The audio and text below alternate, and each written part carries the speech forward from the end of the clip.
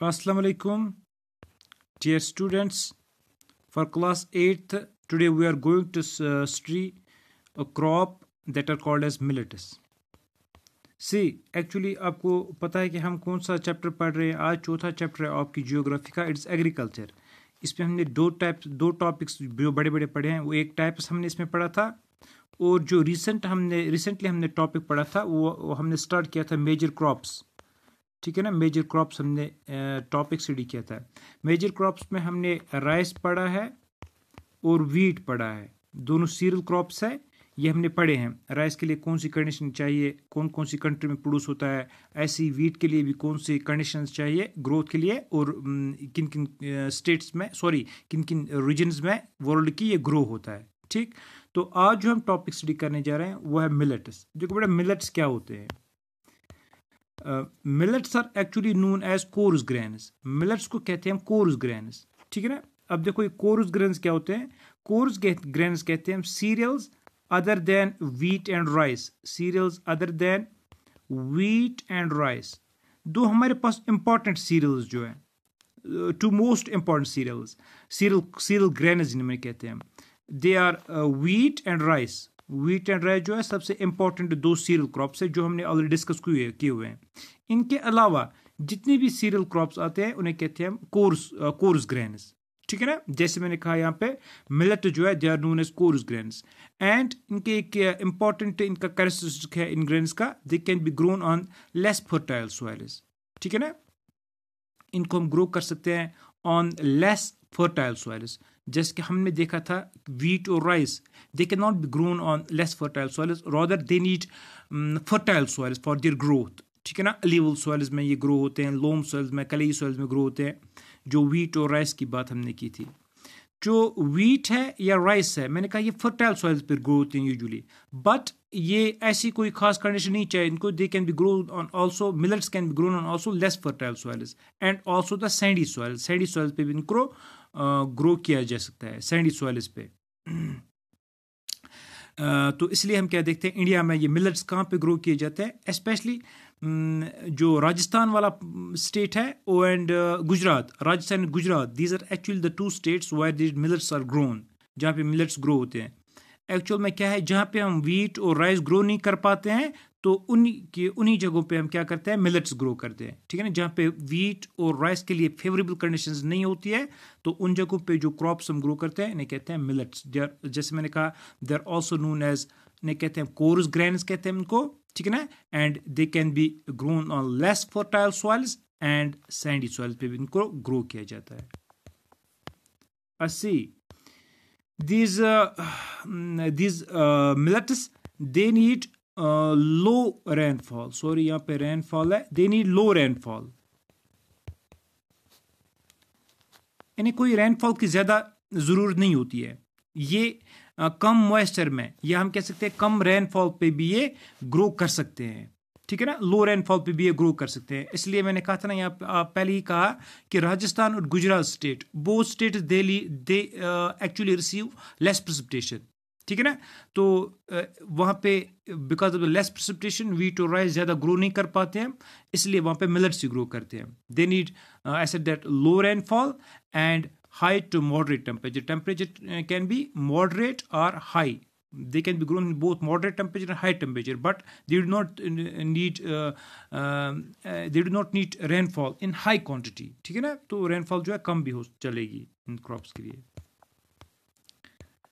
अब इंडिया में कौन कौन सी, ये एक्चुअली मिलेट जो ना कोई पर्टिकुलर क्रॉप नहीं है. मिलेट जो है, जवार एक क्रॉप है, बाजरा एक क्रॉप है, एंड रागी.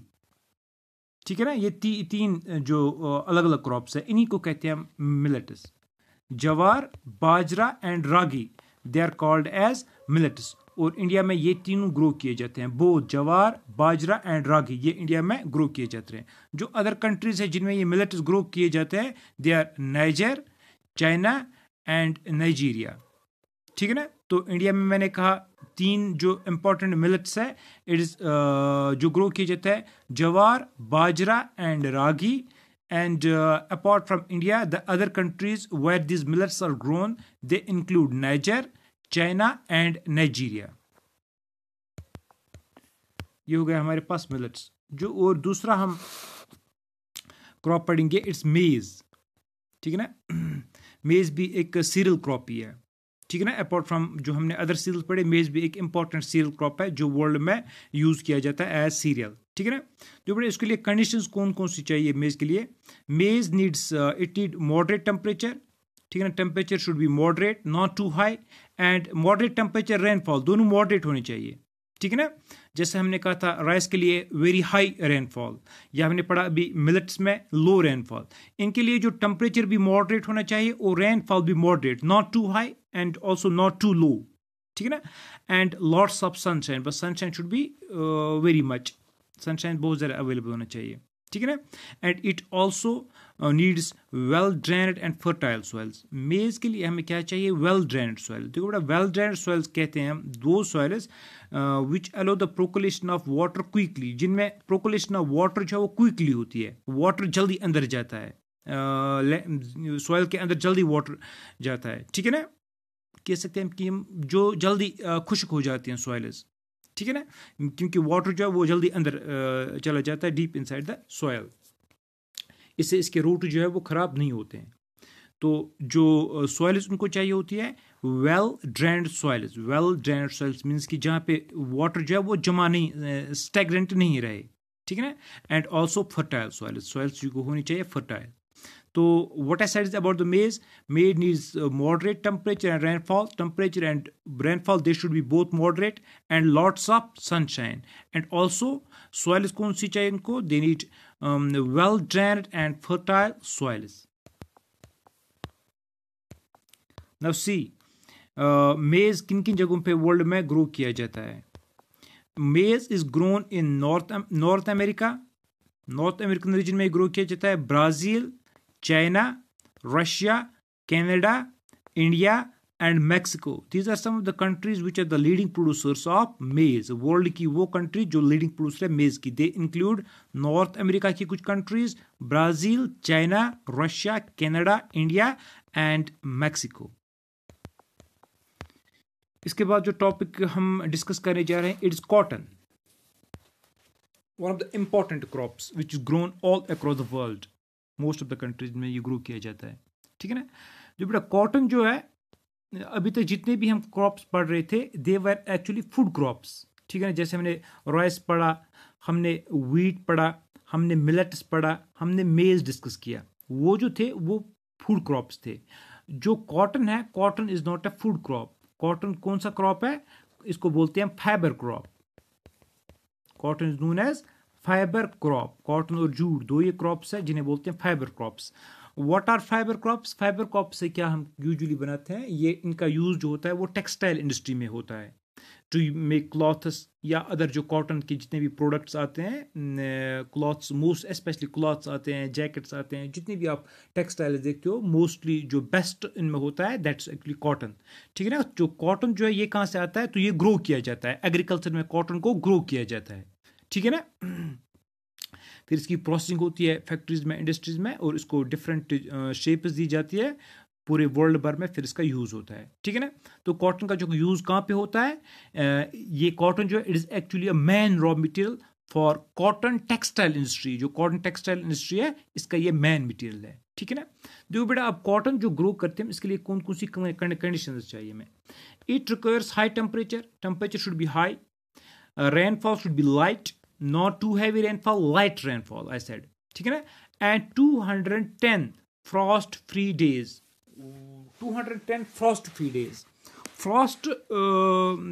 frost जो विंटर्स में आप देखते हो सुबह जो गिरता है, गिरा होता है वो वाइट सा, that's called as frost shoe जिसे कहते हैं हम, ठीक है ना।